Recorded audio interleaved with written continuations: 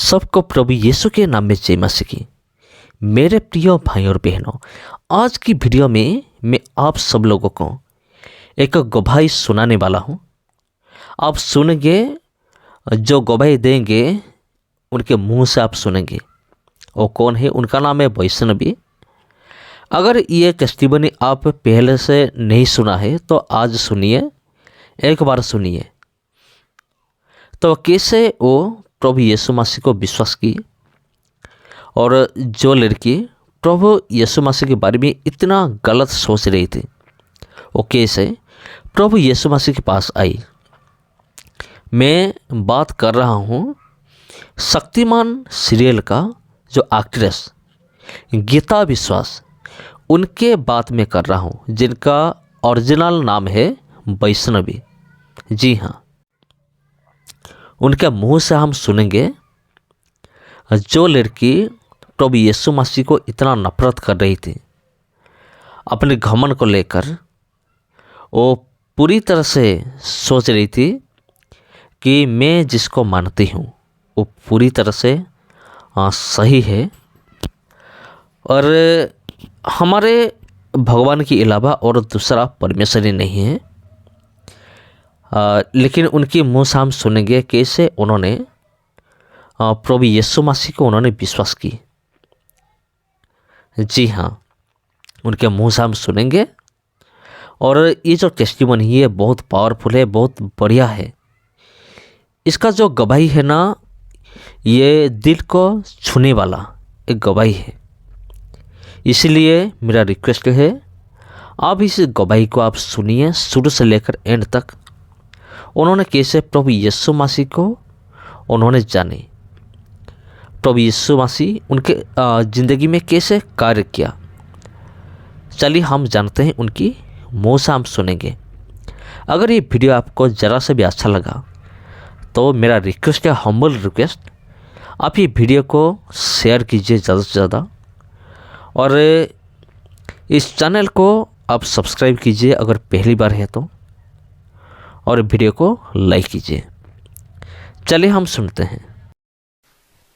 Thank you Vikrant brother और pastor Ashok कि आप लोगों ने मुझे यहाँ पर बुलाया, सारी टीम, और इतना आज सुनहरा मौका दिया इन बच्चों के साथ इंटरैक्ट करने का। और कुछ दिल से भी बच्चे हैं यहाँ पे आप सबको मैं बधाई देना चाहती हूँ कि आप लोग इतने अपने यंग एज में यहाँ आकर इकट्ठे होकर प्रभु की आराधना और स्तुति कर रहे हैं, उनके बारे में सीख रहे हैं। हमारे समय में हमें ये नहीं मिला था, मिलता तो शायद बहुत सारी चीज़ों से हम नहीं गुजरते। वैसे आप सब बैठ सकते हो प्लीज़, सॉरी पूना से मेरा एक बहुत पुराना रिश्ता है। आप लोग की उम्र में आपसे थोड़ी छोटी भी थी मैं। यहाँ 13 साल के कोई है तो ऊपर ऐसे हाथ उठाओ। 13, 14 कौन है? हाँ, आपके एज की थी मैं जब मैं पूना आया जाया करती थी, और पूना के साथ मेरी बहुत सुनहरी यादें जुड़ी हुई है उस टाइम में। और शायद आज भी, मुझे नहीं पता, आज थोड़ा कमर्शियल हो गया है पूना, लेकिन उस टाइम में ना पूना बहुत ताज़ा रहता था, एकदम ताज़ी है पूना के साथ। तो पूना से मेरा एक लगाव है, एक प्यार है, और मुझे पूना के लोग भी बहुत अच्छे लगते हैं। लेकिन आज मैं उसके बारे में नहीं, आप सब मेरे बारे में तो जानते ही, और ज़रूरी नहीं है कि जानते हो। विक्रांत ब्रदर ने बताया मेरे बारे में, लेकिन हो सकता है बहुत लोग टीवी नहीं देखते हो। मैं टीवी और फिल्म एक्ट्रेस हूँ। और सबसे बड़ी बात, अभी हाल ही में कौन आया था? पास्टर तेजल नाडर, मैं उनके चर्च से हूँ। वो और उनके पति मेरे पास्टर हैं, और मैं बहुत भाग्यशाली हूँ कि मैं उनके परिवार का एक हिस्सा हूँ, उस देह का एक हिस्सा हूँ। आप सब भी उसी के हिस्से हो, बड़े देह के। लेकिन उस एरिया, उस चर्च में मैं जाती हूँ जहाँ पर मुझे बहुत कुछ सीखने को मिला, बहुत आशीष मिला, बहुत अभिषेक मिला। और जो कुछ भी मैं आज आपसे बांटने जा रही हूँ उसी का एक हिस्सा है। मेरे जीवन में जो कुछ भी हुआ वो भरोसे से बहुत जुड़ा हुआ है, इसलिए मैं आपके साथ भरोसे के बारे में कुछ बांटना चाहती हूँ। हम एक वचन देखेंगे, ओके? एक वचन देखेंगे नीति वचन में 3 में 5 से 6। हिंदी में कोई बोल सकता है क्या माइक पर? कोई ट्रांसलेट कर सकता है हिंदी में? नीति वचन इंग्लिश में है, trust in the Lord with all your heart and lead not on your own understanding, in all your ways submit to him and he will make your path straight. इसका मतलब है अपने हृदय में प्रभु पर पूरा भरोसा करो। कैसा भरोसा? पूरा भरोसा करो। और अपने सद्बुद्धि पर निर्भर मत हो, अपनी सोच पर निर्भर मत हो, अंडरस्टैंडिंग पर। और हर क्षेत्र में आपके जीवन में उसको समर्पित करो, यीशु को, परमेश्वर को, और वो आपके सारे रास्तों को सीधा करेगा। मैं ये आप लोगों के साथ क्यों बांट रही हूँ?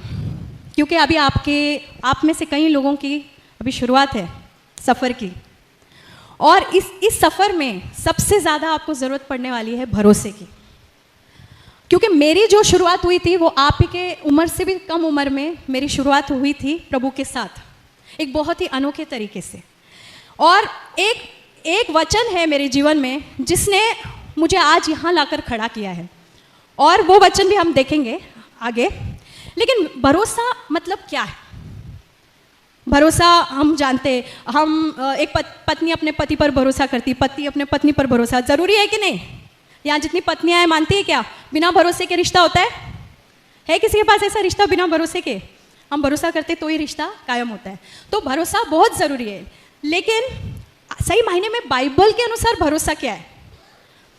एक बच्चा, एक पेड़ पर एक छोटा सा बच्चा बैठा है, और उसकी छोटा बच्चा और उसके माँ बाप नीचे खड़े हुए, माँ या बाप, वो सोचता नहीं है कि अब मैं जंप करूँगा तो मैं नीचे गिरूंगा। उसको पूरा भरोसा है कि उसके माँ या बाप उसे अपने इसमें ले लेंगे। वो ज़्यादा सोचता नहीं है। उस तरह का भरोसा बाइबल उसके बारे में बात करता है, एक बच्चे के जैसे। यीशु ने कहा ना, जब तक तुम बच्चों की तरह नहीं बनोगे तुम परमेश्वर के राज्य में प्रवेश नहीं कर सकते। क्यों ऐसा बोला? क्योंकि वहाँ पे भरोसे की ज़रूरत होती है, और वो भरोसा एक बच्चा करता है अपने माँ बाप पे। सोचता नहीं है अरे थोड़ा सा इधर हो गया तो मैं गिर जाऊंगा, उधर हो गया। वो अपने आप को छोड़ देता है अपने माता पिता के हाथों में। वो माता पिता जो फिर भी पूरे सिद्ध नहीं है, हो सकता है वो चूक जाए, तो हमारा परमेश्वर कितना सिद्ध है ना? आमेन। ओके, आप मेरे साथ आमेन बोलना, नहीं तो थोड़ा मुझे भी उत्साहित की ज़रूरत है, उत्साहित की। तो हमारा परमेश्वर कितना महान है, और हम कितना अपने आप को उसके अंदर छोड़ सकते हैं, उस तरह का भरोसा। और एक भरोसे का एक और उदाहरण देती हूँ। आप उस चेयर पे बैठे हो ब्रदर, आपको 3-4 चीज़ को ऐसे पकड़ने की ज़रूरत पड़ रही क्या? क्यों? क्योंकि वो आपका पूरा बोझ ले पा रहा है, करेक्ट? उस तरह का भरोसा ये परमेश्वर में, कि ये काफ़ी है मेरे लिए, मैं गिरूंगा नहीं। अब आप सोचो कि मैं क्यों इस बात को आपसे बांट रही हूँ? क्योंकि ये मेरे गवाही से बहुत जुड़ा हुआ है। मेरा पूरा जीवन इस भरोसे पे ही टिका हुआ है आज तक। एक और वचन देखेंगे हम, मत्ती की किताब 6:33, मत्ती 6:33। परमेश्वर के राज्य को खोजो, सत्य को खोजो, और तुम्हारी सारी ज़रूरतें पूरी होंगी। क्या होगी? पूरी होंगी। अगर आप मेरे पूरे जीवन को एक छोटे से इसमें डालना चाहते हो वचन में, तो वो ये है, परमेश्वर के राज्य को खोजना, उसके सत्य को खोजना। अब मेरी शुरुआत कहाँ पर हुई? मैं कभी एक्टर नहीं बनना चाहती थी। आप हैरान होंगे, आपको लगता होगा ये बचपन से ही सपने देखती होगी एक्टर बनने का, इसलिए एक्टर बन गई। मैं आप लोग से इसलिए बांट रही हूँ क्योंकि कभी कभी हम सोचते हैं कि हमारे जीवन में ऐसा होना चाहिए, लेकिन परमेश्वर की योजना आपके लिए उससे बेहतर होगी अगर आप उस पर भरोसा करोगे तो। किस तरह का भरोसा? वो बच्चे की तरह। किस तरह का भरोसा? उस कुर्सी पे बैठने वाला भरोसा, अपने जीवन की गाड़ी का ड्राइवर उसे बनाना। आमेन। तो मेरी शुरुआत जब हुई, मैं बहुत छोटी थी, 11 साल के एज में। मैं अन्य जाति से आती हूँ। 11 साल के एज में मेरे को बहुत सारे सवाल आ गए कि बहुत सारे भगवान हैं, बहुत सारे देव देवता है, तो सच्चा परमेश्वर कौन है? वो मेरे 11 साल की एज में मेरे माइंड में आना शुरू हुआ कि हम यहाँ पर है क्यों? हम खाते पीते, शादी करते, बच्चे होते, फिर वो भी बड़े हो जाते, फिर उनका हम देखते, इंश्योरेंस करते, ये करते, वो करते, फिर हम भी चले जाते। मकसद क्या है जीवन का? ये 11 साल की एज में है ना? यहाँ पे बहुत सारे ऐसे होंगे, है कि नहीं? आपको भी बहुत कम उम्र में ये बात आई होगी माइंड में, क्योंकि ये बात है ना, प्रभु ने हमारे लिए एक योजना बनाई, इसलिए वो हमारे माइंड में वो चीज़ आती है, क्योंकि वो हमें कहीं ले जाना चाह रहा है। और उस वक्त मुझे यीशु के बारे में कुछ भी नहीं पता था, मैं उस मार्ग में चल ही नहीं रही थी और ना ही मुझे इंटरेस्ट था। मैं सच कह रही हूँ आपको, मैं बहुत ही साधारण इंसान हूँ, आप ही की तरह हूँ, सब कमजोरियों के साथ मैं वैसे ही थी जैसे आप हो, वैसे ही हूँ। तो मेरे को यीशु में जाना ही नहीं था, मेरे को चिढ़ आती थी एक्चुअली यीशु के नाम से। और कोई मुझे बोलता बाइबल पढ़ो तो मैं बोलती थी नहीं चाहिए, ऐसी थी मैं।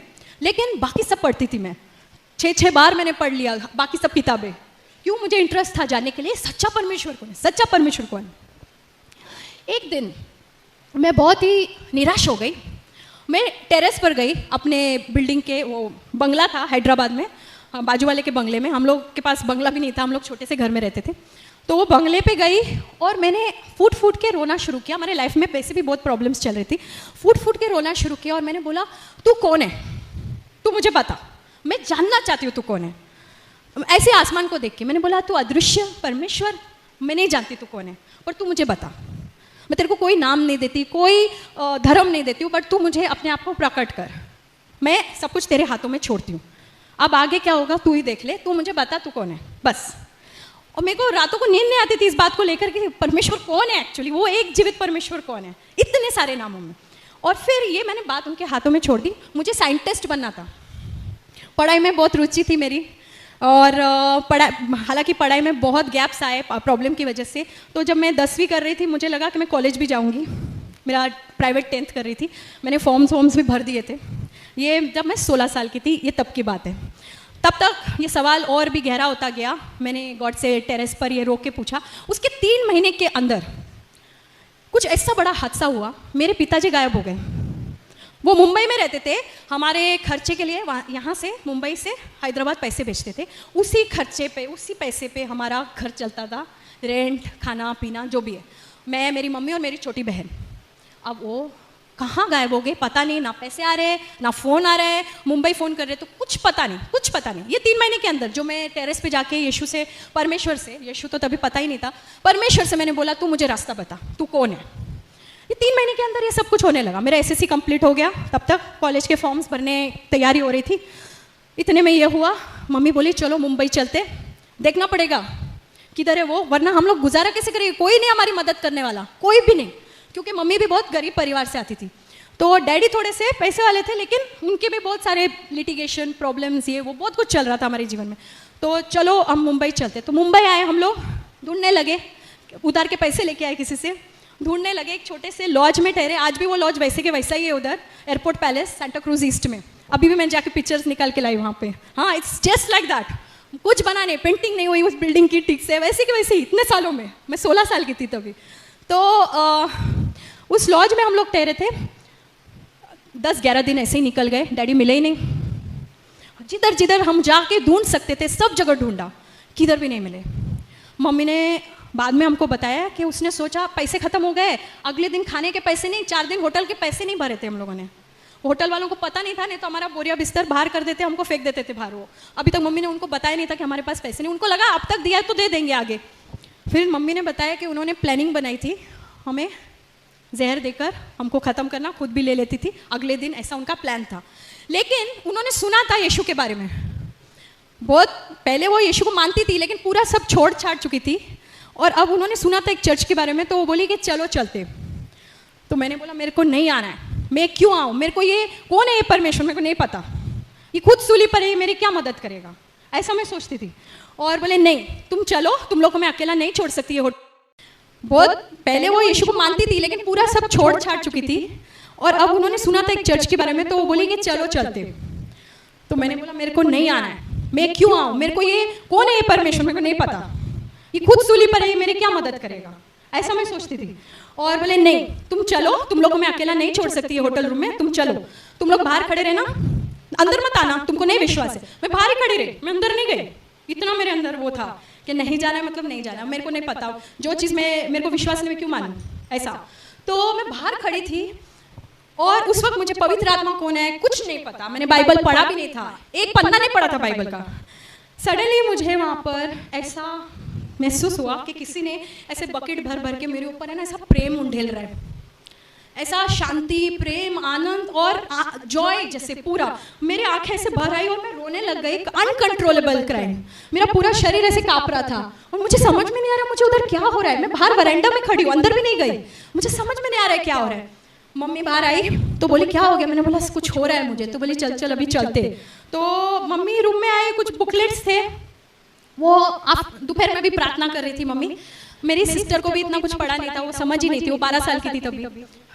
शाम के 6 बजे मैं अपने रूम का दरवाजा, होटल रूम का खोलते, वहाँ पे एक वरांडा है, 3 रूम ऐसे थे, 3 रूम ऐसे, नीचे रिसेप्शन था, छोटा सा लॉज था, बिल्कुल हमारे चौखट के बाहर। अगले दिन खाने के पैसे नहीं आए, वो उस दिन लास्ट था हमारे पास खाने के पैसे। बिल्कुल हमारे चौखट के बाहर 100 रुपए का ऐसा bundle, just outside our door. ऐसे नोट जो बैंक से निकले हुए, जिसपे एक पेन या पान का दाग नहीं, उन दिनों में तो बहुत गंदे नोट होते थे। ऐसा नोट जैसे अभी किसी ने बैंक से निकाला हो, ऐसा नोट मैं हाथ में, मैं कांप रही हूँ। मैं मम्मी को जाके दिया तो मम्मी ने बोला कि इधर ही रख पैसे, बोलना मत पैसे हमारे पास है, नहीं तो कोई भी बोलेगा मेरा है करके। नीचे जा पूछ कि किसी का पैसा गुम हो गया है या चोरी हुआ है कि क्या है। हो सकता है कस्टमर जब सामने वाला उसके पॉकेट से गिर गया हो। नीचे जाके पूछा वो वेटर वो लोग से, तो बोले बेबी ऐसा क्यों पूछ रहे हो, ऐसा तो कुछ नहीं है। तो मैं ऊपर आके मम्मी को बोला ऐसा कुछ नहीं है। फिर हमने वो पैसे गिने, 4 दिन हमारे होटल का उसमें पैसा था, 4 दिन का वो भरने का, और आगे के 3-4 दिन हम 3 टाइम का खाना हम लोग तीनों खा सकते थे, उतना पैसा उस बंडल के अंदर था। मैं बोली कौन है ये भाई, पहली बार गए, मैं तो मानती भी नहीं हूँ, इतनी जगह गए, इतना कुछ किया, जीवन ऐसा ही ऐसा जा रहा है, ये क्या है। एक तो मुझे उधर कुछ महसूस भी हुआ, तो मेरा माइंड वहीं से चेंज होना शुरू हो गया था कि कुछ तो है, something different about this Jesus Christ. तो मैं जानना चाहती, फिर मेरा पूरा वहां से उत्साहिकता बढ़ा, मैं और जानना चाहती हूँ यीशु के बारे में कि कौन है जो शाम को जवाब आता है, सुबह में प्रॉब्लम और शाम को सलूशन। तो मैंने बोला मुझे जानना है। उतने में और भी बहुत सारे चमत्कार हुए। वो एक अंकल थे हमारे, वहीं से मैं जो साइंटिस्ट बनना चाह रही हूँ, मैं क्यों आपको ये बता रही हूँ, क्योंकि आप सब भी बहुत आशाएं लेकर बैठे होंगे, मुझे ये बनना है, मुझे वो बनना है, और हो सकता है कि प्रभु की भी इच्छा आपके लिए वो हो, तो वो जरूर आपके जीवन में पूरा होगा। लेकिन कभी कभी प्रभु की इच्छा हमारे लिए कुछ और होती है। क्यों? क्योंकि वो जानता है कि आपकी काबिलियत क्या है, वो आपको किस क्षेत्र में इस्तेमाल कर सकता है। जरूरी नहीं आपने जो सोचा वही हो, जो क्षेत्र प्रभु आपको लेकर जाएगा वहां पर वो आपका पूरा इस्तेमाल करेगा। कहाँ साइंटिस्ट और कहाँ एक्टर, जमीन आसमान का फर्क। तो उसके बाद एक अंकल थे जिनके यहाँ मैसेज मेरी मम्मी ने छोड़ा हुआ था, बहुत पुराने पहचान के, जिन्होंने मेरे को बचपन में, आप में से कितने ने देखा है पता नहीं, वीराना फिल्म की थी मैंने, एक हॉरर फिल्म थी जिसमें मैंने हीरोइन के बचपन का रोल किया था। मैं 9 साल की थी तभी, हॉरर फिल्म। तो वो अंकल ने मुझे करवाया था, वो हॉरर फिल्म के राइटर थे। वो आए, वहाँ मैसेज छोड़ा था, वो आउट ऑफ टाउन थे, वो भी सही समय पर आए जब हमारा ये पैसा खत्म होने को आ रहा है। वो आ गए, आगे उन्होंने हमारी और मदद की, और सबसे बड़ा चमत्कार, वो वहाँ बैठते हैं, एक फ़ोन लगाते हैं, एक बहुत भले मानुस को, जो एक फैमिली टाइप आदमी थे, बिजनेसमैन थे, उन्होंने फिल्म बनाने की सोची थी लेकिन उनका फिल्म फ्लॉप हो गया था। तो उन्होंने एक ऑफिस कम रेजिडेंस जैसे लेके रखा था शास्त्री नगर लोखंडवाला, बहुत पॉश एरिया में। अब 8 महीने का रेंट भर चुके थे वहाँ पे, और वो ऑफिस यूज ही नहीं कर रहे थे, और वो जो लैंडलॉर्ड थी वो पैसे वापस नहीं कर रही थी, बोले कि 8 महीना रह के आप छोड़ दो। वो खाली घर ऐसे ही पड़ा था, फुल्ली फर्निश्ड। इनको उसी वक्त उनकी याद आना, ये उनको फ़ोन करके बोलते हैं कि एक फैमिली है, परिवार, इनके डैडी अभी तक इनको मिले नहीं है। तो उनके खुद के 3 बेटियाँ, तो उनको भी फीलिंग हुई, वो ममता जगी उनमें, और बोला कि इनको आने दो, रहने दो, जब तक इनके डैडी मिलते 2-3 महीना हम सीधा एक लॉज रूम से सीधा एक पूरे बहुत ही फुली फर्निश्ड टीवी फ्रिज वाले घर में हम लोग शिफ्ट हो गए, और वो भी बिना किसी मतलब, बिना किसी गलत इसके। मैंने ऐसा प्रभु का, मैं अभी इतना समय नहीं है मैं सब बांटूं, पर इतनी चीज़ें हुई, अनबिलीवेबल चीज़ें, जैसे मतलब आप सोच नहीं सकते। प्रभु ने जो कहा ना, तुम विश्वास करोगे, तुम पहाड़ से कहोगे यहाँ से वहाँ हो जा, और वो होगा। शायद पहाड़ नहीं हुआ अब तक, क्योंकि हमारा विश्वास भी अभी वो लेवल में पहुंचा नहीं, लेकिन बहुत ऐसी चीज़ें हुई जो नहीं, असंभव थी मेरे जीवन में। और बहुत बड़ी कहानी को थोड़ा छोटा करते हुए, मैं ऐसे एक्टर बनी, वहाँ से मेरी शुरुआत हुई। मुझे फिल्म्स मिलते गए, मेरा फोटो सेशन फ्री में हो गया, फिल्म्स मिलते गए, नया प्रोड्यूसर, नया हीरो, फिल्म बनी नहीं, अच्छे लोग थे, गलत काम नहीं था उसमें, फिल्म्स बनी नहीं लेकिन पैसे आते रहे। 3-4 फिल्में बनी नहीं मेरी, पर मेरे को पैसे मिलते रहे, मेरा गुजारा शुरू हो गया। डैडी मिले ही नहीं, 2 साल बाद मिले डैडी। अब वो दूसरी कहानी मैं बोलना नहीं चाहती, लेकिन वो 2 साल तक नहीं मिले। 2 साल तक पिता परमेश्वर ने हमारी रक्षा की, पिता परमेश्वर ने हमें देखा, हमें उस मोड़ पर आने नहीं दिया जहाँ पे गेम खत्म, क्या बोलते हैं बंटा लैंग्वेज में, गेम खत्म, खलास, वो नहीं होने दिया। और हमें सुरक्षित संभाल कर रखा, हमारी सारी ज़रूरतें पूरा करता गया। और मैं ये नहीं कह रही हूँ कि सब कुछ स्मूथ हो गया, वो भी गलत होगा, परीक्षाएं आई। इसीलिए प्रभु हमें हमारे नाश के लिए परीक्षा नहीं देता है, हमारे उन्नति के लिए हमें परीक्षा देता है। तो परीक्षाएं बहुत सारी हुई, आमीन। लेकिन प्रभु हर एक से रास्ता बनाता गया, और उसके साथ साथ कुछ और भी होता गया। कैरेक्टर, आज मैं जो हूँ, आप मेरे से कुछ 5-6 साल पहले मिलते, मैं ऐसी नहीं थी। I am not joking.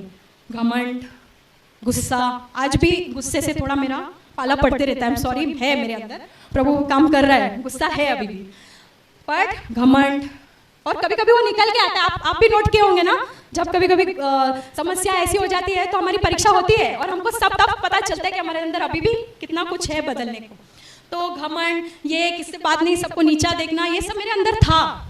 लेकिन जैसे जैसे परीक्षाएं होती गई, और उसके बाद प्रभु ने हर परीक्षा के बाद उठाया, आशीषित किया, और कैरेक्टर भी बिल्ड होता गया, चीजें बदलती गई अपने अंदर। मेरे परिवार वालों ने देखना शुरू किया, जो मेरे विरोध करते थे कि तुम ये प्रार्थना में क्यों जाती हो, ये प्रार्थना गलत है, इधर मत जाओ, ये लोग गलत है, ये पास्टर लोग गलत है, ऐसा ऐसा बोलते थे, आज वो भी आते हैं प्रार्थना में। मैं क्यों?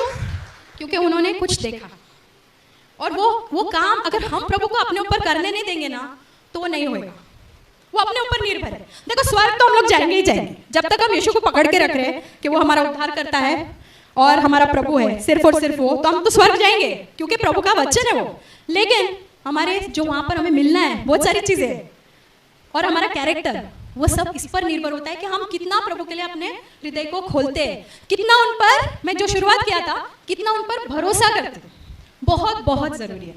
और फिर 2006 में मेरे जीवन में एक बहुत बड़ा चेंज आया। तब तक मैं यीशु में सिर्फ है ना एक धर्म के नाम पर विश्वास करती थी। यीशु था, सिर्फ यीशु, लेकिन धर्म के द्वारा, आप समझ रहे हो, एक धार्मिक क्रिश्चियनिटी भी है ना, धर्म के द्वारा। लेकिन ये new life, born again life मुझे समझ में नहीं आ रहा था। बाइबल मैं बकायदा पढ़ती थी, मुझे बहुत शौक था, मेरे अंदर एक आग थी बाइबल पढ़ने के लिए, मैं बहुत पढ़ती थी, आज से ज्यादा तब पढ़ती थी बाइबल। तो बाइबल में ऐसे ना बहुत मतलब भूख और प्यास के साथ पढ़ती थी, तो मेरे को बहुत सारी चीजें दिखती थी, लेकिन वो जहाँ मैं जाती थी प्रार्थना में, वहाँ वो चीजें मेरे को नहीं दिख रही थी। बदलाव, चेंज, वो मिरेकल्स लाइफ में, मिरेकल्स इन द सेंस के चंगाइयाँ जो यीशु बोलता है आज भी होगा मेरे नाम में, वो सब मुझे नहीं देखने को मिल रहा था। मैं फिर से सवाल मैंने यीशु से किया कि प्रभु कुछ और है, बताओ मुझे, कुछ तो है, कुछ गड़बड़ है, क्योंकि आपका वचन सच्चा है, आप सच्चे हो, लेकिन कुछ तो है जहाँ सही नहीं जा रहा है। और फिर प्रभु ने बोला अब ये रेडी हो गई है, मैंने बोला ना लेवल होता है, अब ये रेडी हो गई है वहाँ आने के लिए। पहले भी लोगों ने मुझे बुलाया था, लेकिन मैं बोलती थी ये लोग ना सब ब्रेन वॉशिंग करते, मैं नहीं जाऊँगी हमारे न्यू लाइफ फेलोशिप और बॉर्न अगेन चर्च में, बोलते नहीं जाऊँगी नहीं जाऊँगी नहीं जाऊँगी। एक दिन रात को प्रभु ने मुझसे, वो मेरे से बात करते थे हाँ वचन के द्वारा, और मुझे बोला जाओ मैं भेज रहा हूँ तुमको। तो मैं गई वहाँ पे, तुम्हारी उम्र का 19 साल का एक लड़का, पहली बार मैं गई, वो आया था, सीजू मैथ्यू उसका नाम, वो आया केरला से, और वो खड़ा है माइक पर, और मैं बोल रही हूँ मेरे से बहुत छोटा, और वो ऐसे बात कर रहा है जैसे वो 70-80 साल का आदमी, बहुत सारा ज्ञान लेकर। मैं बोले कौन है भाई, और मेरे सारे सवालों का जवाब वो दे रहा है माइक पर। और उस वक्त तक ना मुझे ये सब मेरे बिलीव नहीं होता था कि पवित्र आत्मा के द्वारा आप नीचे गिर जाते हो, और उनके स्पर्श से आप आप भर दिए जाते हो, एनॉइंटिंग का मुझे इतना समझ नहीं था। तो वहाँ मैं देख रही थी, जब प्रार्थना खत्म हुआ सब लोग ऐसे आगे जा रहे हैं और सब गिर रहे नीचे। मैंने बोला ये मेरे हो ही नहीं सकता, क्योंकि ये रियल नहीं है, ऐसा मेरा माइंडसेट ऐसा था। मैं आगे गई और उन्होंने मेरे को छुआ भी नहीं, उसका आंख बंद था वो ब्रदर का, और वो ऐसे आंख बंद करके बोलते हैं बेटी क्या चाहिए आपको, इंग्लिश में बोलते हैं। मैं बोली बेटी, ये मेरे से कितना छोटा है एज में, मुझे बेटी बोल रहा है। तो मैंने बोला ये नहीं है, ये जरूर प्रभु बोल रहा है इसके जरिए। मैंने बोला मैं चाहती हूँ कि यीशु मेरे जीवन का पूरा नियंत्रण ले ले, ऐसा मेरे मुंह से निकला, पता नहीं क्यों उस वक्त वो मैं भर गई थी उससे। मैं बोला, पूरा नियंत्रण यीशु ले ले। उसने बोला ऐसा ही हो तुम्हारे साथ, सिर्फ इतना बोला वो ब्रदर ने, एक हवा का झोंका जैसे आया और वो बपतिस्मा था पवित्र आत्मा का। मैं नीचे फ्लैट जमीन पर, प्रेज गॉड। और मैंने बोला ये क्या है, अमेजिंग एक्सपीरियंस। मैंने बोला क्या है ये, और फिर मैंने जाना, पहली बार मेरी आंखें खुल गई। इतनी बार बाइबल पढ़ा, ऐसा होता है ब्रदर सिस्टर, ऐसा होता है कि हम 10 बार भी बाइबल पढ़ते लेकिन हमारी आंखें खुलती नहीं है। वही वचन मैंने कितनी बार पढ़ा कि यीशु हमारे पापों की क्षमा के लिए धरती पर आया, क्रूस पर मारा गया, गाड़ा गया, तीसरे दिन जिंदा हुआ ताकि हमें अनंत जीवन मिले। लेकिन मेरी समझ में नहीं आया था तब तक। हाँ, यीशु को मानती थी, मुझे पता था कि यही सत्य मार्ग है, बाइबल ही सच्चा है, लेकिन ये आंखें खुली नहीं थी। उस दिन मेरी आंखें खुल गई और मेरा उद्धार हुआ। और उसके बाद फिर मेरा जीवन बहुत बहुत अलग हो गया। अब सिर्फ चीज़ें और मटेरियल चीज़ों के लिए नहीं, आत्मिक उन्नति चालू हो गई। पहले तो बहुत सारी चीज़ें लाइफ में हुई, सक्सेस मिला, मैं एक्टर बन गई, बहुत कुछ हो रहा था, लेकिन आत्मिक उन्नति नहीं हो रही थी। वो वहाँ से शुरुआत हुई 2006 से, एग्जैक्टली 2006 दिसंबर से। और धीरे धीरे हर एक साल प्रभु मेरे जीवन में नई नई चीज़ें करता गया, आत्मिक क्षेत्र में बढ़ाता गया। पिछले चर्च में जो मैं जाती थी, धार्मिक चर्च में, बोला गया था अरे ये अच्छी नहीं है। मैं सच बोल रही हूँ। और सही मायने में मैं आपको बताऊँ, मैं अपने आप को बहुत सिद्ध नहीं बताना चाहती हूँ, उस समय में सही में मेरा जीवन अच्छा नहीं था। लाइक पाप से मैं बहुत जूझ रही थी। हमारा कैसा लाइफस्टाइल होता है इस इंडस्ट्री में, तो बहुत सारी चीज़ों में उलझी हुई थी और स्ट्रगल था मेरा। वो सब यीशु के आने से, उसके वो एनॉइंटिंग से, उसके वो उद्धार वाले वो स्पर्श से सब खत्म हो गया उस दिन से। Praise the Lord. जो पीने का शौक था, जो पार्टी का शौक था, मैं नहीं कह रही हूँ सब पार्टी गलत होती है, हमारी बर्थडे पार्टीज होती है, आप ऐसा मत सोचो कि बर्थडे पार्टी में भी जाना गलत होता है, नहीं, लेकिन वो एक माहौल होता है पार्टी का। वो सारी चीज़ें धीरे धीरे ना अपने आप, कोई बोला नहीं। हमारे एक बार मेरे पास्टर्स ने मुझे कभी पूछा नहीं कि वैष्णवी, रिबेका तुम, ये मेरा सेकंड नाम रिबेका है, रिबेका तुम ये फील्ड में हो, तुम क्या ऐसे कपड़े पहनती हो, क्या तुम ऐसी जगह जाती हो, क्या तुम शराब और ये सब पीती हो, सिगरेट फूकती हो? कभी एक बार भी मुझसे पूछा नहीं। लेकिन सिगरेट तो नहीं फूकती थी, लेकिन बाकी चीज़ें तो थी। धीरे धीरे धीरे सब प्रभु निकाला और अपने आप वो इच्छा ही चली गई उन सब चीज़ों की। और प्रभु कहाँ से कहाँ लेकर आया, जहाँ वो चर्च में बोलते थे, मेरे को एक नाम भी दिया गया था, सड़ा हुआ एप्पल इंग्लिश में क्या बोलते हैं, रोटेन एप्पल। हाँ, वो मैं आपकी एज ग्रुप में थी, रोटेन एप्पल बोला था। मैंने तो उनको क्षमा कर दिया, कोई बेर भी नहीं है उनके लिए, धन्यवाद हो प्रभु का। लेकिन मेरे को रोटेन एप्पल बोला था। वो रोटेन एप्पल को प्रभु ने उठाया और आज किधर खड़ा किया। महान परमेश्वर है हमारा।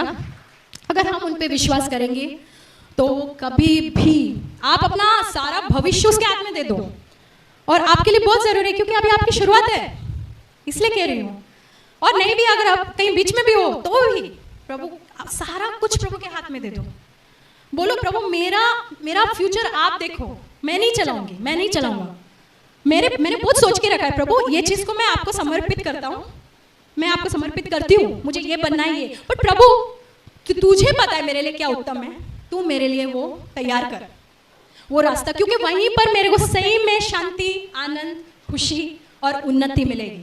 मैं सच बोल रही हूँ। अब मैं कभी एक्टर नहीं बनना चाहती, लेकिन प्रभु की योजना थी, क्योंकि मेरे द्वारा, मैं घमंड नहीं करना चाहती, पूरे नम्रता से कहती हूँ, मेरे द्वारा कम से कम 2000 लोगों तक इस फील्ड में अब तक वचन बांटा गया है। और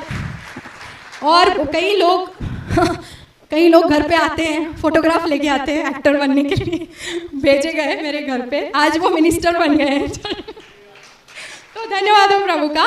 क्यों?